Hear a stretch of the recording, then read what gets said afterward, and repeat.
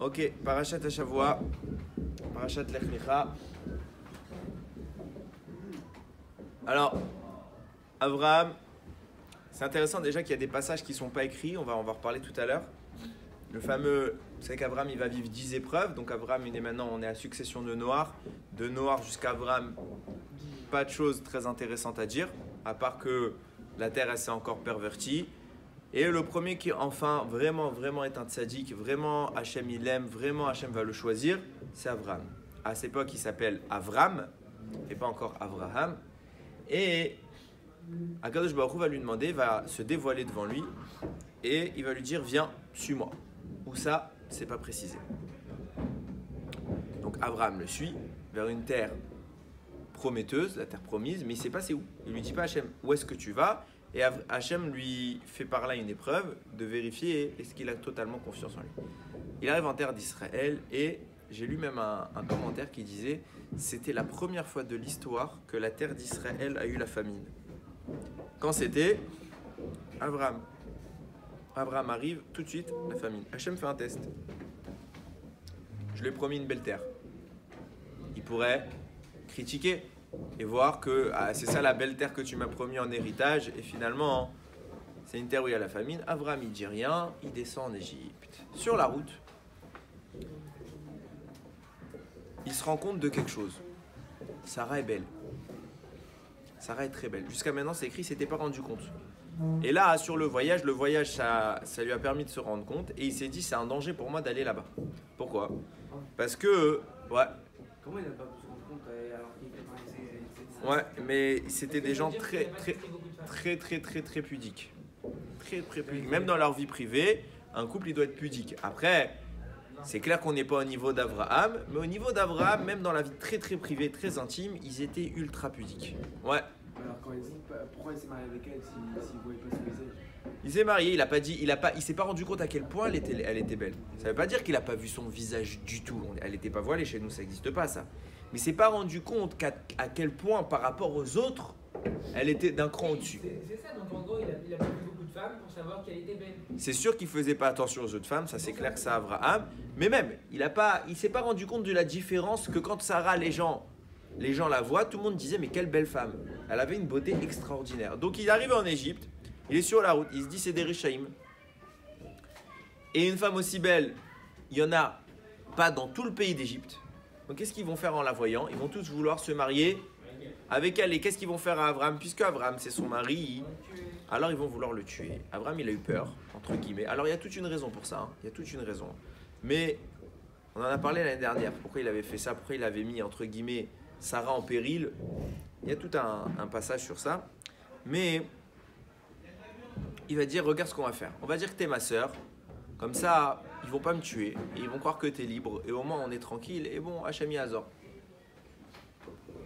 Ok, ils arrivent en Égypte. Et Abraham, il avait mis dans le mille. Tout le monde remarque Sarah. Et Sarah, elle est tellement belle qu'ils disent cette femme ne peut être l'épouse que d'un roi.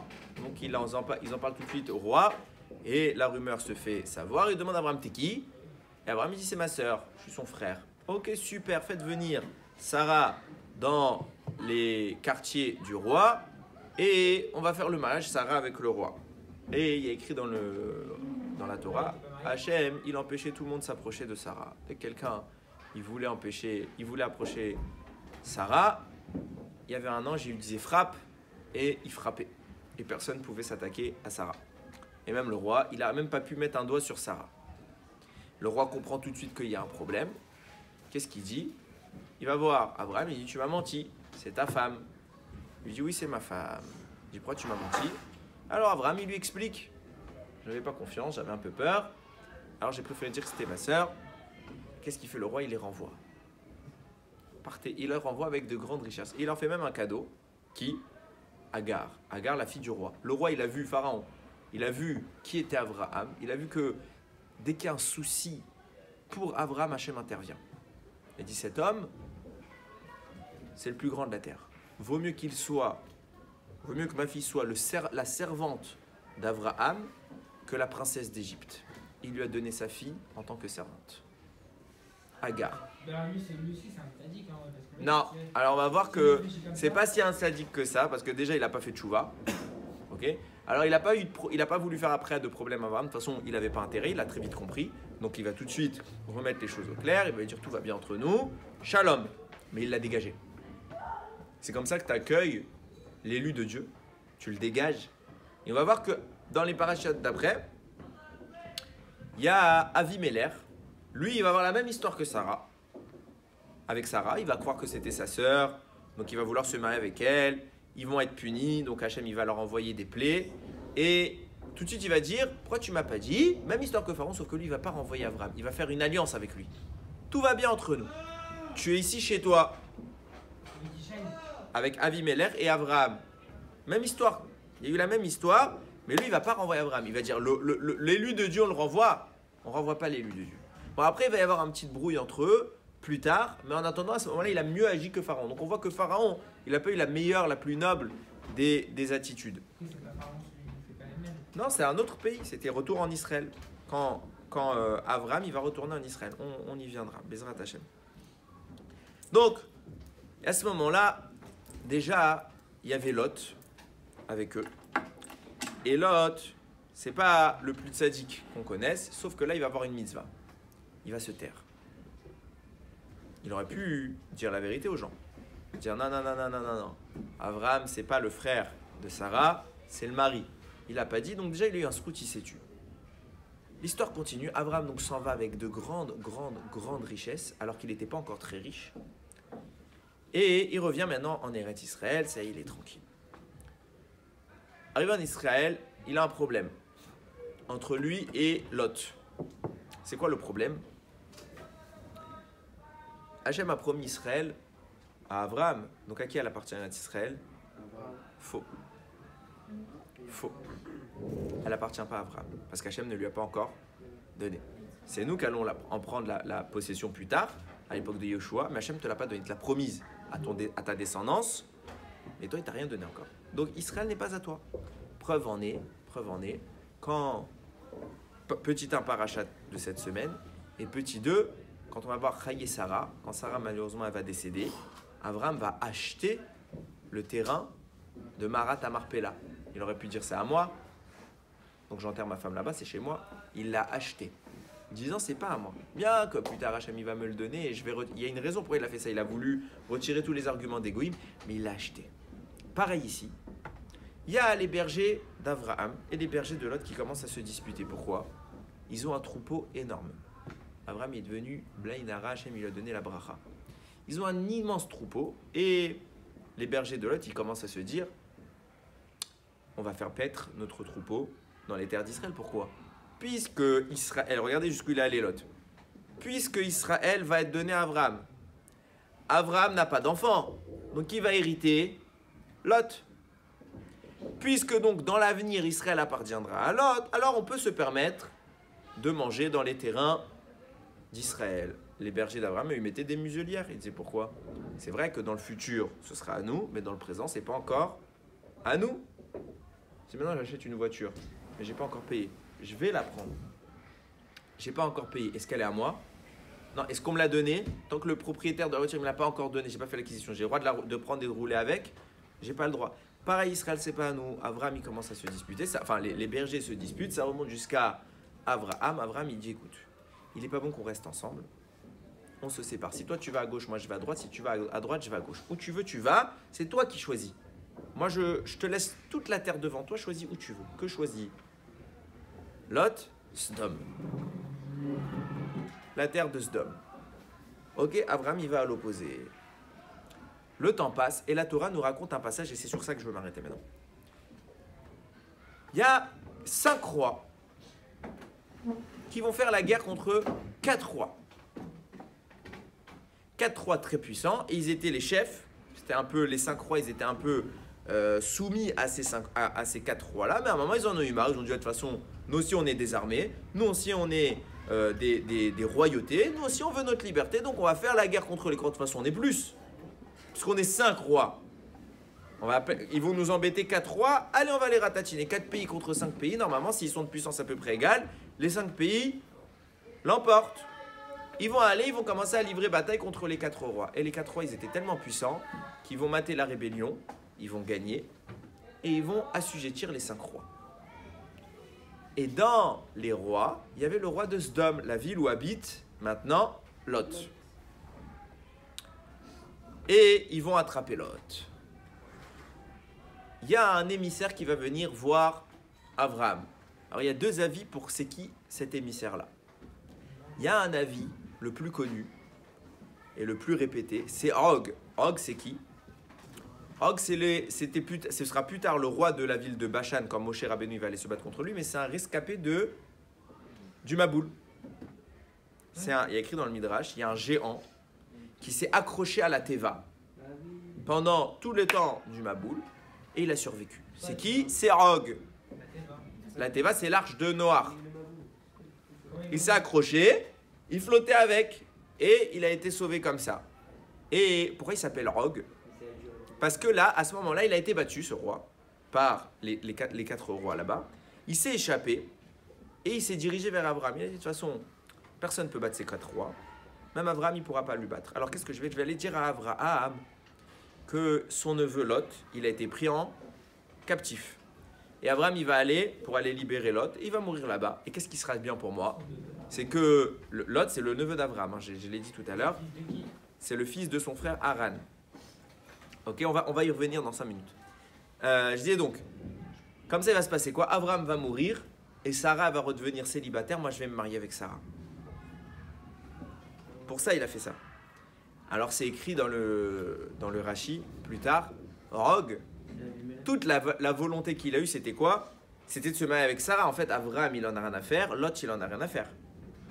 Mais en passant, il a quand même fait une petite mitzvah. C'est quoi? Il a fait du chesed vis-à-vis de Lot. C'est quand même, s'il n'y avait pas eu Og pour annoncer à Abraham que son neveu, il était captif. Donc Abraham, il n'aurait pas libéré Lot.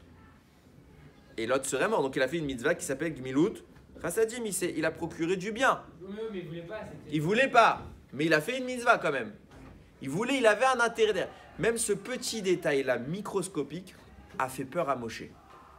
Beaucoup plus tard, Hachem va devoir, quand Moshe, cet homme-là, Og, va vivre très longtemps.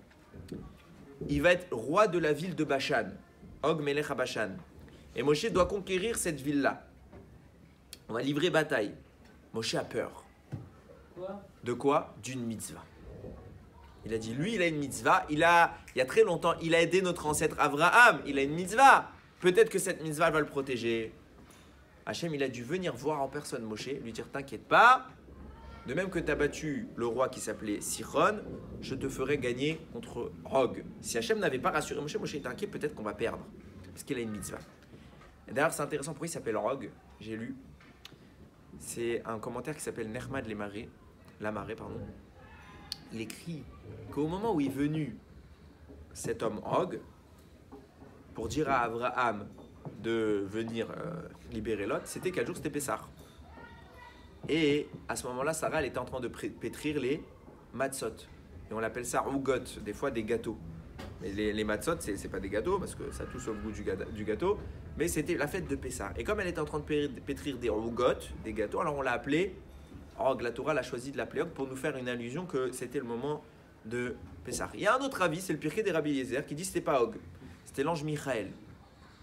Que, bon je le fais en bref, hein, parce que c'est pas le sujet maintenant, que quand Akadosh Baruch Hu, il a puni Adam et Chava et le serpent, il a un peu destitué l'ange du mal. Il a banni de la Kedusha. C'est pour ça que c'est devenu les forces impures. Et en le bannissant, qu'est-ce qu'il a fait, l'ange du mal? Il a attrapé les ailes de Michael. Et Michael, il est un peu, entre guillemets, il s'est retrouvé un peu à cause de ça sur terre. Et il devra se charger des Bnei Israël. Et c'est pour ça c'est lui qui intervient ici, parce que on va voir dans Lot, il y a quelque chose à faire. Bon, passons qui que ce soit. Abraham entend ça. Qu'est-ce qu'il décide? On va aller libérer Lot. Et c'est là qu'intervient ma question. Et c'est une grande question très connue. Combien de personnes vont accompagner Abraham? Le Midrash nous dit, enfin la Torah nous dit, c'est explicite, pardon, 318. 318 hommes. Et après, Ramim, ils vont expliquer. Le Midrash, il va dire, non, en fait, il n'y avait que Eliezer. Et la valeur numérique du mot Eliezer, c'est 318. C'est pour ça que la Torah a écrit 318. Donc soit ils étaient 318 mamash, il y avait 318 hommes, soit il y avait que Eliezer qui était la valeur numérique des 318. Qu'est-ce que ça veut dire? Alors le Da'at Zakinim Ibale Atosfot, il résout le problème. Il dit non, au final, les deux sont vrais, les deux midrashim sont d'accord. À la base, Abraham, il a pris 318 hommes, sauf qu'il y a une halakha, que quand tu vas en guerre, normalement on doit prévenir les gens qui doit aller en guerre que celui qui n'a pas d'Averot sur lui. Si quelqu'un il a des Averot sur lui, il n'a pas le droit d'aller en guerre. Pourquoi? Parce qu'il ne sera pas protégé par Akadosh Baruch Hu. Et c'est quoi une Avera? Je le dis en passant, que, entre autres, qui font qu'on est interdit d'aller à la guerre, celui qui, quand il met ses tefilines le matin, entre le tefilin du bras et le tefilin de la tête, il parle.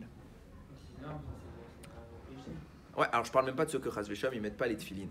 Mais ceux qui parlent entre le tefilin du bras et de la tête, parce que même si les Sfaradim, nous on fait qu'une bracha sur les tefilines, hein, ok? Et les Ashkenazim, ils font 2 brachot, ok? Donc, même s'il y a 2 brachot ou une brachot, tout le monde est d'accord qu'il y ait une ou deux, on ne doit pas parler. Quand je mets le bras, à partir du moment où je serre la lanière, ok? Donc je commence ma bracha, je serre la lanière, je mets la tête, et à ce moment-là, une fois que tout est posé, je peux parler. Mais tant que j'ai pas fini, j'ai même pas le droit de répondre à Kaddish et à la Kdusha. Rien. Je me tais. Celui qui a parlé là nous dit la halakha. Excusez-moi. Nous dit la halakha, il n'a pas le droit d'aller à la guerre. S'il va à la guerre, il n'est pas garanti de revenir. Ça, c'est une avéra déjà assez grave. Alors Abraham, il a fait quoi avant d'aller à la guerre? Il y a 318 ans. Maintenant, on va aller battre 4 armées, 4 rois. Il dit, je rappelle, n'a le droit de venir à la guerre que celui qui n'a pas peur, que celui qui n'a pas d'avérote, celui qui est tranquille, etc. Tac, tac, tac. Les 318 qui étaient avec lui, il dit, moi j'ai des avérotes, je ne peux pas y aller. Ils se sont tous enfuis. Il s'est retrouvé avec qui? Lui et Eliezer, les deux seuls qui n'avaient pas d'avérote, qui n'ont pas eu peur. Lui et Eliezer, son serviteur. Eliezer, c'est, lui c'est Abraham et Eliezer.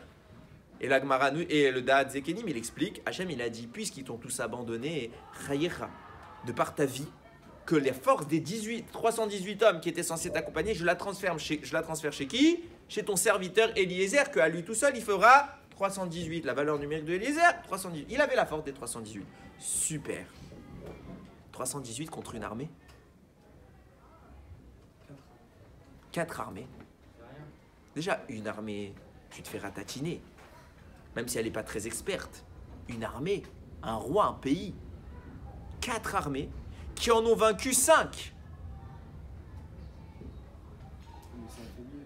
C'est infernal. T'as aucun espoir de vie. Rationnellement, Abraham, il va gagner. On se clair qu'il gagne. On connaît l'histoire, il va tous les ruiner. Mais le problème se pose. A-t-on le droit, pour gagner Abraham, on est d'accord qu'il a eu un miracle. Il a eu 300, il y a eu 2 hommes, ils sont venus à 2, ils ont gagné. Alors, la Gemara raconte comment ils ont fait. Quand les types, ils envoyaient des flèches sur eux, alors je crois que c'est pas une Gemara, c'est un midrash.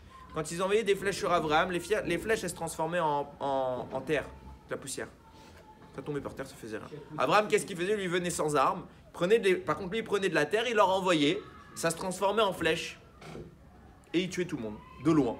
Il s'est pas fatigué. Hop, 40 mecs morts en 2 secondes. Et à chaque fois, il s'arrêtait pas de lancer des trucs. Personne ne pouvait approcher d'Abraham. Il les a tués en 2-2. Super. Miracle. Abraham, il a le droit de faire ça. On a le droit de s'appuyer sur un miracle. Al-Pi Halacha. C'est quoi un miracle? Quand est-ce qu'on s'appuie sur le miracle? En fait, tout est un miracle. Toute la vie, toute l'existence. Je me réveille le matin, c'est un miracle. Une plante, elle pousse. C'est un miracle. Abraham, il sait ça. Tous les juifs savent ça. Seulement, nous, on n'a pas le droit de compter sur un miracle qui est pas naturel. Ça veut dire quoi? Ça veut dire que Hachem veut que le miracle qu'il fasse, il intervienne caché dans la nature. Donc on doit faire légitimement et humainement tout ce qui est possible pour que les gens supposent que c'est une victoire ou que ce qui s'est passé c'est normal. Mais nous, on sait que c'est pas normal, c'est Hachem. Ok? 2 minutes, juste j'avance sur ça et après. Par exemple, pourquoi on doit aller chez le médecin? C'est une obligation d'aller chez le médecin. Pas parce qu'on croit que c'est le médecin qui nous guérit. On ne croit pas que c'est le médecin qui nous guérit. On sait que c'est Hachem qui nous guérit. Pourquoi on va chez le médecin? Pour pas que les gens voient que c'est Hachem qui nous guérit. Non, on doit avoir cette conviction intérieure, mais le monde doit cacher ça. Si Hachem il voulait se manifester dans le monde, il se serait manifesté. Donc il veut rester en retrait. Donc on doit cacher les choses. Abraham, pour gagner maintenant, il sait qu'il va gagner, super. Il devrait venir avec une armée. Et là, il aurait gagné. Et ça aurait peut-être été un miracle, parce que de toute façon, c'est tout ce qui se passe, c'est un miracle. Mais on n'aurait jamais dit, Abraham, il a eu un miracle. Les gens auraient dit, Ça s'est passé naturellement. Avram, il fait pas ça, il vient avec 2 hommes et il gagne. Mais a priori, il a le droit de faire ça? Non, on doit cacher. Mieux que ça, lui-même, il le pratique dans notre paracha. Je vous ai dit quoi tout à l'heure? Je vous ai dit que quand c'était l'histoire de Sarah, quand ils sont descendus en Égypte, il a eu peur, Avram. Il aurait pu dire quoi? Moi, je suis un tzaddik, élu de Dieu, Dieu me protégera. Qu'est-ce qu'il a dit, Avram? Il a dit non, je vais prendre en mesure les précautions pour sauver ma vie. Je ne vais pas dire c'est ma femme, parce que sinon ils vont vouloir me tuer. Hachem, il va devoir intervenir. Ça, je ne veux pas. Donc je vais dire c'est ma sœur, et personne ne va vouloir me tuer. Maintenant, si je survis par un miracle, bon, moi j'ai fait ce que j'ai pu. Après, c'est Hachem, il fait ce qu'il veut. Mais moi, j'ai fait ce que j'ai pu. Personne ne pourra me dire que j'ai pris un risque. J'ai dit que c'était ma sœur. Donc on voit bien qu'Abraham lui-même, il ne prend pas de risque. Et là, alors que je précise, dans le cas de Sarah, même s'il avait dit que c'était sa femme, c'est pas sûr qu'il allait être mis à mort. Peut-être qu'ils n'allaient pas le tuer, il spéculait, il avait un doute. Dans le cas des rois, 2 contre 4 armées, c'est sûr qu'il perd. Donc quand est-ce que le miracle est plus certain d'intervenir? Dans le cas de Sarah ou dans le cas des rois? Dans le cas des rois. Il y a plus de danger dans le cas des rois et Abraham, il compte là sur un miracle. Tandis que pour Sarah, c'est moins dangereux, il ne compte pas sur un miracle. Il agit sérieusement, etc. C'est pas cohérent. Abraham, il n'a pas le droit de faire ça. Ah, tu veux sauver ton neveu Lot. Tu as le droit de sauver ton neveu Lot si tu as un espoir de sauvetage. Maintenant, demain, Chasvé Shalom, il y a un juif, il est enlevé. On doit aller le sauver. On envoie l'armée. Est-ce qu'on a le droit, d'après la halakha, d'envoyer un commando pour se suicider? On sait qu'ils vont perdre, on va les envoyer. On n'a pas le droit. On est d'accord ou pas? On n'a pas le droit. Du coup, comment ça se fait qu'on le fait? Abraham, il fait ça, il vient à 2 pour battre 4 rois. Regardez ce qu'il dit le Pirkei des Rabbi Eliezer, on va comprendre ensemble. En réalité, tout ce qui se passe ici, alors ça c'est pas le Pirkei des Rabbi Eliezer, mais tout ce qu'on est en train d'évoquer ici, tout ce que Abraham va mettre en place, ça se résume à un principe de halakha. Il est écrit, enfin, c'est pas une halakha, mais c'est écrit qu'à la fin, au bout de 120 ans, on monte dans le ciel et Hachem nous pose des questions. Est-ce que tu as fixé des temps d'études pour la Torah? Est-ce que tu as fait du commerce légal? Tu n'as jamais voulu arnaquer personne? Etc. La 4e question qu'il nous pose, Tzipita le Yeshua. Est-ce que de toute ta vie, à chaque instant, tu as espéré la délivrance? Dieu a créé un monde. Dieu a un objectif dans le monde, c'est la Géoula, la fin des temps. Le moment où Hachem va se manifester dans le monde et il va être reconnu par toute la création en tant que roi. Comment ça vient? Mashiach. On doit espérer ça toute notre vie. Celui qui fait pas en sorte que ça arrive, c'est un apikouros. Celui qui espère pas la Géoula, c'est un hérétique. C'est quelqu'un qu'on renie dans la Torah. À cause de ce principe-là, on va comprendre tout ce qui se passe. Le Pirkei des Rabbi Eliezer, il rapporte. La 6e épreuve sur les 10 qu'Abraham va vivre, c'est cette guerre-là. C'est une des 10 épreuves. Sauf que, il raconte comment ça s'est passé. Il dit c'est les rois qui sont venus contre Abraham. Les rois qui sont venus contre Abraham, c'est qui est allé faire la guerre? C'est Abraham qui les a attaqués. Eux, ils se sont défendus. Il dit non, c'est les rois qui sont venus contre Abraham. Pourquoi? Mais ils ont dit, on va s'en prendre à Lot. Et grâce à ça, on va pouvoir atteindre Abraham. Je ne comprends pas. Ça, c'est ce qu'il dit le Pirkei des Rabbi Eliezer. Je ne comprends pas. Pourquoi tu as besoin de Lot pour attaquer Abraham? Tu veux te battre contre Abraham, tu veux tuer Abraham. Fais la guerre contre Abraham. Va et prends ton armée et ratatine Abraham. Pourquoi d'abord Lot et après Abraham? Qu'est-ce qui va servir Lot dans l'histoire? Le but, c'est d'attirer Abraham. Parce que Abraham va vouloir sauver Lot. Si tu as dit que c'est pour attirer Abraham, eh ben va direct voir Abraham. À quoi il sert Lot? Mieux que ça, pourquoi ils veulent tuer Abraham? Il aura fait quoi le mec? Rien. Pourquoi ils veulent tuer Abraham? Réponse. Pour comprendre, il faut savoir qui sont ces rois. Il y a le chef des rois, le plus important, il s'appelle Amraphel. Amraphel, nous dit Razal, c'est qui? C'est Nimrod. Nimrod, il faisait passer l'idolâtrie dans tout le monde. Il faisait passer le message, idolâtre, etc. Et qui c'est le premier opposé à Nimrod? Abraham. Abraham, il a dit idolâtrie? Moi, j'y crois pas. C'est des ch'touillottes. Il n'y a qu'un Dieu, c'est Akadosh Baruch Hu. Nimrod, il entend ça. Il entend qu'il y a un petit là qui commence à faire. Je précise qu'à cette époque, Abraham n'a jamais parlé à Hachem.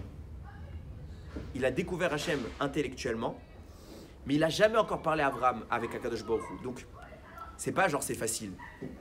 C'est comme nous. Il est comme nous, Abraham. Viens, Nimrod, il dit ok, c'est très bien. Pire que nous. Non, il est comme nous. Encore nous, on a eu Matan Torah. Abraham, il a rien. Abraham, tu as raison. Il est dans un état plus dur que nous parce qu'il connaît rien encore. Il connaît Hachem, il a découvert intellectuellement, mais c'est tout. Il a des preuves, rien. Il croit en Hachem. Viens, Nimrod, il dit ok, tu veux commencer à faire passer ton message de monothéisme, de Dieu unique, moi ça me plaît pas. Alors je vais te dire un truc, ça va être très simple. Il allume la fournaise et il lui dit, c'est l'épreuve de Ur-Kasdim, il lui dit c'est simple, soit tu te prosternes devant les idoles et tu admets à tout le monde que toute ta vie, ce que tu as dit aux gens, comme quoi il y avait un Dieu unique, c'est pas vrai, soit tu veux pas accepter les idoles, je te jette dans la fournaise. Il n'est pas tout seul à ce moment-là, il y a son frère Haran à côté de lui. Et Haran, il dit pareil, soit tu te prosternes devant les idoles et tu vis, soit je te jette dans la fournaise et tu brûles. Avram, il est là, il dit je brûle. Je ne reconnais pas le mensonge. Brûle-moi. Haran, il est à côté. Et il dit, je réfléchis. Pourquoi il réfléchit? Il dit, si Avram, il va se jeter. C'est bon, j'ai compris, Avram, c'est un malade. Il se jette. Mais peut-être qu'il a raison. Peut-être qu'il a raison, peut-être qu'il a tort. Alors qu'est-ce qu'il dit Haran? Il dit, si Akadosh Baruch Hu, il existe et qu'il sauve Abraham, ce sera la preuve qu'Abraham, il a raison. Alors moi aussi, je me jetterai dans la fournaise. Comme ça, moi aussi, je serai sauvé. Mais si Abraham, il brûle, alors moi, je me prosterne devant les idoles et je vis. Akadosh Baruch Hu, il entend la différence entre les deux. Abraham se jette. Abraham, il est tranquille. Il marche dans le feu, il brûle pas, tout va bien, il ressort indemne. Haran, il dit, ça y est, Hachem, il a sauvé, c'est la preuve, je me jette. Il se jette et il meurt. Hachem ne le sauve pas. Conséquence, Nimrod, il s'est tapé la honte en public parce que lui, il disait, tout ce que ce type Abraham, il vous dit, là, c'est pas vrai. Il faut croire en l'idolâtrie. Et je vais vous le prouver, regardez, il va mourir. Il est mort? Non, sauvetage divin. Nimrod, qui est le roi, il y a écrit dans le Midrash, c'est un des rois qui a dominé sur toute la planète. Il est le roi, il est humilié par un homme qui est seul et qui casse tout ce qu'il représente. T'es rien. Voilà ce qu'Abraham, il vient devant tout le monde, il lui dit t'es rien. Et le pire de ça, c'est que Nimrod, il comprend que contre lui, il peut rien faire. Je l'ai jeté dans le feu, ça marche pas. Si ça veut dire que Dieu le protège, qu'est-ce que je vais faire maintenant? Nimrod, il a la haine. Il a qu'à se convertir. Non, il veut pas, c'est un rachat. Donc il a la haine. Il veut maintenant s'opposer à Abraham. C'est pourquoi il va essayer de prendre sa revanche. Sauf qu'il sait que contre Abraham, il peut rien faire. Mais par contre, il a remarqué qu'il y en a un contre qui il a gagné. C'est qui? Le frère d'Abraham. C'est qui? Haran. Haran, il a un fils, il s'appelle Lot. Il a dit, ah, je peux peut-être pas battre frontalement Abraham, mais son neveu, je peux le battre. Je vais capturer Lot. Pourquoi faire? Pour atteindre Abraham. Et pourquoi qu'est-ce que ça va faire maintenant? Réponse. Tout l'objectif de la vie d'Abraham, c'est quoi? Faire connaître Dieu sur terre. Or, l'objectif de la fin des temps, c'est que grâce à ce que Abraham a fait, il y a eu le peuple juif. Le peuple juif amènera à la Géoula. Et la Géoula, c'est quoi? C'est le moment où toute la planète reconnaît Akadosh Baruch Hu. Nimrod dit, si j'arrive à détruire ce moment de la fin des temps, alors tout ce qu'il a fait Abraham disparaît, puisqu'il n'y aura pas la fin des temps. Je vais m'en prendre à Lot. Pourquoi? Nous dit le Shem Ishmuel. Dans Lot, il y a la Neshama de qui? David Améler. Et de David Améler viendra qui? Mashiach. Il savait. Alors il a pris quoi? Il a attaqué Lot. Il a dit, je vais détruire le potentiel de la fin des temps. Et Abraham ne servira plus à rien de l'histoire. Et grâce à ça, je vais battre Abraham. Qu'est-ce qu'il fait? Il tue pas Lot. Surtout pas.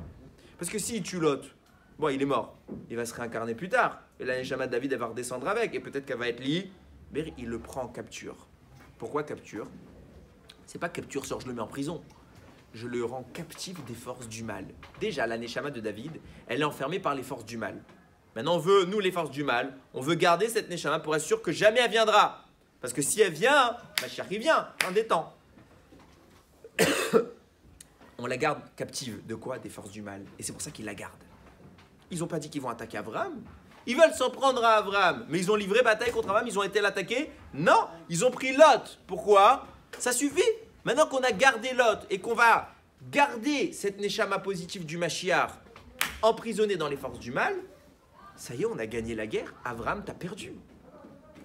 Abraham, il entend ça. Il dit, je suis obligé d'aller libérer le Mashiach. J'ai obligation. Pourquoi? Parce que toute ma vie, c'est ça. Toute ma vie, c'est d'aller sauver, de créer l'existence d'un Kadosh Baruch Hu. Si je ne fais pas ça, il n'y a pas de Mashiach, ben, l'objectif d'un Kadosh Baruch Hu, il est vain. Il aboutira pas. Que fait Abraham? Il dit, j'y vais. Comment? Hachem, quand il va faire la guerre de Mashiach, soyons objectifs. La guerre de la fin des temps, c'est nous contre tout le monde. Qui doit gagner sur un plan rationnel? Non, rationnel. Tout le monde. Nous, on perd. Ils sont 7 milliards, on est quelques millions. On a un espoir, zéro. Zéro. On a physiquement zéro espoir. Qu'est-ce qui fait qu'on va gagner? Parce que ce n'est pas une guerre qu'on va se battre. C'est une guerre où c'est Hachem qui va venir. Parce que là, c'est plus la guerre. C'est pas une guerre avec des missiles. C'est la guerre du bien contre le mal. Comment on fait la guerre du bien contre le mal? C'est une guerre de Emouna. Est-ce que je suis Ma'amin dans Akadosh Baruch Hu qui va me sauver? Je fais ce que je peux faire, mais il est clairement net, évident et indiscutable que la guerre se manifestera de façon divine. Et Rachamim nous disent que déjà ce qui s'est passé en Égypte, c'est rien par rapport à ce qui se passera à Yemot HaMashiach. Donc déjà en Égypte, on a fait la guerre, nous. On était peinards, mais on n'était pas peinards, on était esclaves. Vient Moshe, il agite un bâton et dit plaît dans la face du roi. Nous on se bat, on a levé une arme, rien. On arrive à la mer. Moshe fait quoi? Il ouvre la mer. Il y a écrit Hachem yilachem lachem ve'atem tacharishun. Hachem combattra pour vous et vous restez sages. Taisez-vous. Vous êtes spectateurs. C'est moi Hachem qui vais faire la guerre. Et c'est pour ça qu'ils ont dit Hachem Ishmil Rama. C'est ce qu'on dit dans la Shira. Hachem Ishmil Rama. Hachem est un homme de guerre. Parce que c'est lui qui a fait la guerre. Ils ont tous vu la manifestation d'Akadosh Baruch Hu intervenir et faire la guerre pour eux. Eux, ce qu'ils avaient à faire, c'était quoi? Rester calme. Ça veut dire quoi rester calme? Ne pas avoir peur. Je suis Ma'amin qu'Hachem, il va me sauver. Avraham, il dit la guerre de la fin des temps. Là, on est en train de parler de sauvetage de Mashiach. C'est les forces du mal qui vont venir. D'ailleurs, c'est pour ça qu'il y avait 4 rois. Le Midrash dit c'était les 4 empires. Enfin, c'était une symbolique des 4 exils qu'on va vivre. C'est les forces du mal qui s'en prennent à qui? À la Géoula de la fin des temps. Avraham, il dit c'est une Géoula. Cette Géoula, on peut la gagner? Je peux pas, je peux faire ce que je veux. Je suis seul. Quoi qu'il arrive, le Kal Israël ne gagnera pas. Naturellement, nous, notre travail, c'est pas de faire la guerre. Hachem yilachem. Là, c'est clair, puisque c'est la guerre de la fin des temps, c'est Hachem qui va combattre. Nous, ce qu'on doit faire, Vatem tacharishun, vous taisez-vous. Nous, on doit montrer là, et on a dire qu'on n'abandonne pas Hachem. On est conscient que c'est toi qui viendras nous sauver, et on attend la Yeshua. Tzipita la Yeshua. Est-ce que tu as espéré toute ta vie la Yeshua? C'est ce qu'on doit montrer à Kadosh Baruch Hu. Comment? Écoutez ce qu'il dit Rav Tzadok HaKohen, c'est Rav Friedman qui rapporte au nom de Rav Tzadok HaKohen. Il dit, c'est pour ça qu'Abraham il a pris 318 hommes, et pas plus. Il est écrit dans le Midrash qu'Abraham il avait des milliers d'élèves. Il a pris 318, prend tous tes milliers d'élèves. Il a dit non, 318, pile, pas plus. Pourquoi? Parce que déjà petit, 318, c'est la valeur numérique de Eliezer. Dieu m'aide. Eliezer, ça veut dire Dieu est mon aide. Donc je veux témoigner que qui va intervenir? Dieu. C'est pas notre travail. Nous, ce qu'on doit faire, c'est quoi? Ne pas sombrer dans l'abandon. Or, en hébreu, comment on appelle l'abandon? On a fait ça en Gemara, en 6e normalement. Ça s'appelle Yehush. Yehush.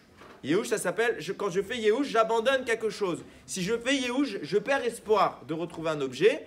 Yehush, c'est l'abandon. La valeur numérique du mot Yehush, c'est 317. Vient Avraham, il dit, le secret de la victoire pour faire venir David Améler et le Mashiach, c'est de dépasser le Yehush, de dépasser la notion de l'abandon. 317, c'est Yehush. Moi, je prends 318. Parce qu'après l'abandon, se trouve Eliezer. Dieu m'aide. Dieu m'aide. Quand Dieu m'aide, j'abandonne pas. Si Pita là, Avraham, il dit, bien sûr que je vais perdre, mais j'attends la délivrance. Je suis dans la guerre de la fin des temps. Je suis en train de mettre en place les fondements de David Améler et du Mashiach qui suivra. Je viens avec 318 hommes. Tout se résume à la Emouna. La Emouna. Les gens, des fois, j'entends, et c'est chaval de penser comme ça. Quand on parle de Mashiach, les gens disent, ouais, la fin des temps, nous, on a Tzal. Baruch Hashem, on a Tzal. Personne ne dira que Tzal, c'est pas une bonne chose. Mais c'est pas Tzal qui nous sauve. Tzal, c'est ce que j'expliquais, c'est quoi tout à l'heure? C'est le moyen terrestre de cacher l'intervention d'Akadosh Baruch Hu. Alors on a besoin de Tzal, parce que sinon il n'y a pas de moyen terrestre. Mais à la fin des temps, Tzal, elle peut être aussi forte qu'elle veut. Quand tu as 7 milliards d'individus qui vont débarquer, 7 milliards, tu fais quoi? Mais on s'en fiche, c'est passé quand? Ça se trouve, ça sera dans 10 minutes. Amen. Mais, ça, elle a fait quoi? Il y a un moment, il faut être conscient. Il faut être conscient qu'en réalité, pourquoi on gagne? Pas parce qu'on a une belle armée, puissante, moderne, parce qu'on a mieux que ça. On a Akadosh Baruch Hu. Regardez combien de fois, les systèmes électroniques, etc., ils ont planté. Et on a été sauvés quand même. Regardez quand il y a eu les guerres, les missiles qui ont été envoyés sur Eretz Israël, il y a eu un moment, il y a eu Dôme de fer, le système protection là, il a planté à Tel Aviv. Il était inactif. Pendant ce temps-là, tous ils ont attesté. Il y avait la main d'Hachem qui protégeait Eretz Israël. Il n'y a pas eu un missile qui a été lancé pendant tout le temps où le Dôme de fer il était inactif, alors que non-stop, ils étaient en train de bombarder. Des miracles comme ça, il y en a des centaines de milliers. C'est juste que nous, on doit faire humainement tout ce qui est possible. Mais on doit comprendre que tout est la main d'Akadosh Baruch Hu. Il n'y a rien d'autre qu'Akadosh Baruch Hu. Il n'y a rien qu'Hachem qui nous délivrera. Rien d'autre. La guerre la plus belle qu'on a livrée, c'était en Égypte. Hachem, ilachem, lachem, vatem, tacharishun. Hachem, il se bat pour nous. Hachem, il ne nous lâchera pas. Mais il faut qu'on lui tienne la main. Sinon, on lui lâche la main. Quand ton père, il te tient par la main, il prend un petit enfant, il lui dit, viens, on va dans la foule. Il dit, surtout, qu'est-ce que tu dois faire? C'est ne pas me lâcher la main. Moi, je ne te lâcherai pas ta main. Mais si toi, tu me lâches la main, qu'est-ce qui va se passer? Tu vas te trouver perdu. À qui la faute? Au papa? Ou au gosse qui a voulu lâcher la main? C'est le gosse. Mais c'est nous qui lâchons la main d'Akadosh Baruch Hu. 5779 ans d'histoire. 5779 ans que les forces du bien, et au début il n'y en avait pas beaucoup, mais maintenant qu'on est les Bnei Israël, on est quand même nombreux. 5779 ans qu'on veut nous détruire. Tout est fait pour empêcher l'avènement d'Israël. Ils n'ont pas réussi. On est combien d'ennemis qui ont voulu notre mort? On le dit, Vei chez Hamda, chez Berol Dorvador, à chaque génération, Omdim alenu lechalotenu. Il y a un roi qui se lève pour nous détruire. On n'a jamais été tranquille. Jamais. On a eu la Shoah. Tu envisages c'est quoi la Shoah? L'atrocité, la barbarie humaine. Tu te dis après la Shoah, les Goïms, ils vont nous lâcher un peu. Un peu.